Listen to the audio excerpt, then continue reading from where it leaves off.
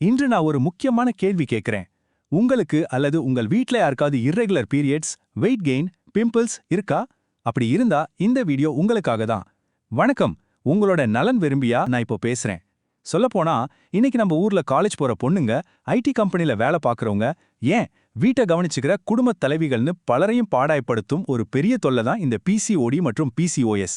காலையில் எழுந்ததும் முகத்துல புதுசா வந்திருக்க பருக்களை பார்த்து கவலைப்படுறது, ஐயோ டயட்ல இருந்தாலும் வெயிட் குறையலேன்னு ஏங்குறது, இதெல்லாம் இப்போ ரொம்ப சாதாரணமா ஆயிடுச்சு இல்லையா? இத பத்தினா நம்ம இன்னைக்கு ரொம்பவே தெளிவா ஒரு நல்ல தீர்வியோட பார்க்க போறோம். நண்பர்களே கேளுங்க.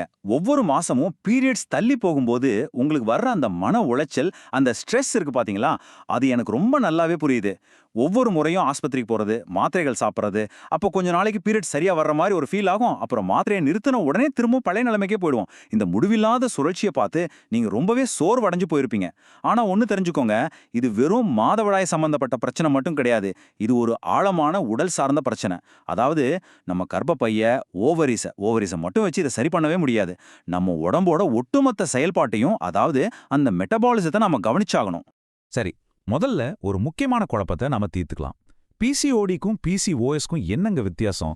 நிறைய பேர் ரெண்டும் ஒன்று தான் நினைச்சிட்டு இருக்காங்க. ஆனா ஆக்சுவலி பிசிஓடி அப்படிங்கிறது கருமுட்டைகள் முழுமையா வளராம கர்ப்பப்பையிலே தங்கி குட்டி குட்டி நீர்க்கட்டிகளா மாறுறது. இது ரொம்பவே சகஜம். நம்ம வாழ்க்கை முறையும் சாப்பிட்ற உணவையும் கொஞ்சம் மாத்தினாலே இதை ரொம்ப ஈஸியா சரி பண்ணிடலாம். ஆனா பிசிஓஎஸ் அப்படிங்கிறது கொஞ்சம் சீரியஸான ஒரு மெட்டபாலிக் மற்றும் ஹார்மோன் குறைபாடு.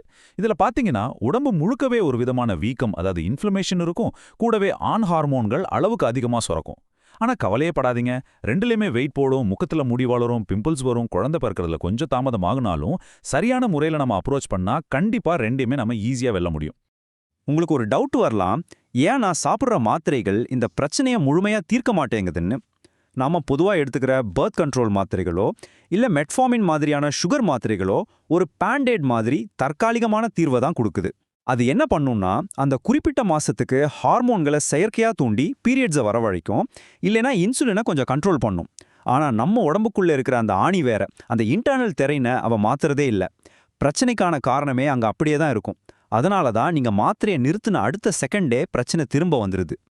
அப்படியானால் உண்மையான வில்லன் தான் யாரு? இந்த நோயோட வேர் எங்க இருக்குன்னு தேடி பார்த்தா முக்கியமா 4 ஆணிவேர் காரணங்கள் இருக்கு. 1 இன்சுலின் ரெசிஸ்டன்ஸ், 2 அதிகப்படியான ஆண் ஹார்மோன்கள், அதாவது ஹை ஆண்ட்ரிஜன்ஸ், 3 குடல் ஆரோக்கியமின்மை, கட் டிஸ்பயோசிஸ், அப்புறம் 4 நாள்பட்ட மன அழுத்தம், கிரானிக் ஸ்ட்ரெஸ். இயற்கை மருத்துவம் அப்படிங்கிறது வெறும் மேலோட்டமான அறிகுறிகளை மட்டும் மறைக்கிற வேலை கிடையாதுங்க. அது இந்த 4 ஆணிவேர்களையும் டைரக்டா குறிவச்சு குணப்படுத்துது. இதனால நம்ம உடம்பு தன்னோட ஹார்மோன்களை அதுவே ஆட்டோமேட்டிக்கா பேலன்ஸ் பண்ணிக்கும். இதுல எஸ்ட்ரோபுலோம் அப்படின்னு ஒரு புது ரொம்பவே முக்கியமான வார்த்தையை நீங்க தெரிஞ்சுக்கணும். இது ஒன்றும் இல்ல, நம்ம குடல்ல வாழ்ற ஒரு குறிப்பிட்ட நல்ல பாக்டீரியாக்களோட செட்டு தான் இது. நம்ம உடம்புல இருக்கிற அதிகப்படியான ஈஸ்ட்ரோஜன் ஹார்மோனை பாதுகாப்பா உடைச்சு உடம்புல இருந்து வெளியேற்றுறது தான் இதோட முக்கியமான வேலை. ஆனா நாம என்ன பண்றோம்? தவறான உணவு முறை, அதிகமா ஜங்க் ஃபுட் சாப்பிட்றது, அப்புறம் நிறைய மன அழுத்தம், இதனால இந்த நல்ல பாக்டீரியாக்கள்லாம் அழிஞ்சு போயிடுது. பிசிஓஎஸ் இருக்கிற பெண்களுக்கு இந்த குடல் பாக்டீரியாக்கள் ரொம்பவே கம்மியா இருக்கும். அதனால தான் ஈஸ்ட்ரோஜன் சரியா வெளியேறாம உடம்புலயே தங்கி ஒரு பெரிய ஹார்மோன் இம்பேலன்ஸ் உருக்குது. இப்போ இந்த இன்சுலினும் நம்ம உடல் எடையும் எப்படி சம்பந்தப்பட்டிருக்குன்னு பார்க்கலாம். இது நிஜமாவே ஒரு பெரிய ஆபத்தான வலை. நம்ம டெய்லி சாப்பிட்ற வெள்ளை சாதம், மைதால செஞ்ச பரோட்டா, ஸ்வீட்ஸ், பேக்கரி ஐட்டம்ஸ்னு இந்த அதிக கார்போஹைட்ரேட் உணவுகள் ரத்தத்துல சர்க்கரையை ஏத்தி இன்சுலினை ரொம்ப வேகமா அதிகமாக்குது. இந்த அதிகப்படியான இன்சுலின் என்ன பண்ணும் தெரியுமா? நேரா கர்ப்பப்பையை தூண்டி அதிகப்படியான டெஸ்டோஸ்டிரான் அப்படிங்கிற ஆண் ஹார்மோனை உற்பத்தி செய்ய வைக்குது. இதனால என்ன ஆகுது? வெயிட் டக்குன்னு ஏறுது. வெயிட் ஏறினா திரும்பவும் இன்சுலின் ரெசிஸ்டன்ஸ் இன்னும் அதிகமாகும். இது ஒரு முடிவில்லாத தொடர்கதை மாதிரி, ஒரு பெரிய ட்ராப் மாதிரி சுத்திக்கிட்டே இருக்கும். இதுல இருந்து நம்ம வெளியே வந்தே ஆகணும். நாம இதுவரைக்கும் பார்த்த இந்த ஆணிவேர் காரணங்களை எல்லாம் இப்ப கொஞ்சம் புரிஞ்சுக்கிட்டோம் இல்லையா? இதுல இருந்து வெளியில வர என்னென்ன வழிகள் இருக்குன்னு பாக்குறதுக்கு முன்னாடி உங்ககிட்ட நான் ஒரு சின்ன கேள்வி கேட்கணும்னு நினைக்கிறேன். கமெண்ட் பண்ணுங்க. நீங்கள் பிசிஓடிக்கு என்ன ட்ரை பண்ணீங்க? மெடிசின்ஸ் மட்டுமா அல்லது நேச்சுரலா ட்ரை பண்ணீங்களா? உங்கள் எக்ஸ்பீரியன்ஸ் ஷேர் பண்ணுங்க, நான் ரெஸ்பாண்ட் பண்றேன். ஏன்னா நாம எல்லாரும் ஒருத்தருக்கு ஒருத்தர் சப்போர்ட்டா இருக்கிறது இப்போ ரொம்ப அவசியம். இதுவரை தெரியாததை தெரிஞ்சுக்கோங்க. நம்ம உணவு முறைய கொஞ்சம் மாத்தினாலே இந்த பெரிய ஹார்மோன் வலையிலிருந்து வெளியே வந்துடலாம்.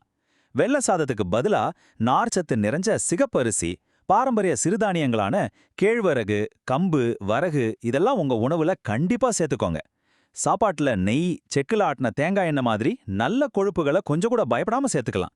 ஏன்னா இந்த நல்ல கொழுப்புகள் ரத்தத்துல சர்க்கரை கலக்கிறத மெதுவாக்கி ஹார்மோன்ஸை சீராக்க ரொம்பவே ஹெல்ப் பண்ணும். முக்கியமா ஸ்பியர்மென்ட் டீ தினமும் 2 கப் குடிச்சிங்கன்னா அது அந்த அதிகப்படியான டெஸ்டோஸ்டிரானை டைரக்டா குறைக்கும்னு ரிசர்ச் சொல்லுது. கூடவே ஆளி விதை, வெந்தயம் சேர்த்துக்கோங்க. அதே சமயம் மைதா, வெள்ளை சர்க்கரை, பாக்கெட் பண்ணப்பட்ட உணவுகளை முற்றணும். ஆமாங்க, கொஞ்சமும் யோசிக்காம முழுமையா தவிர்த்திடுங்க. அடுத்ததா ஒரு அற்புதமான இயற்கை மருத்துவ ரகசியத்தை சொல்றேன். அதுதான் சீட் சைக்கிளிங், அதாவது விதைகளோட சுழற்சி முறை. இது ரொம்ப ரொம்ப பவர்ஃபுல்லான ஒரு விஷயம்.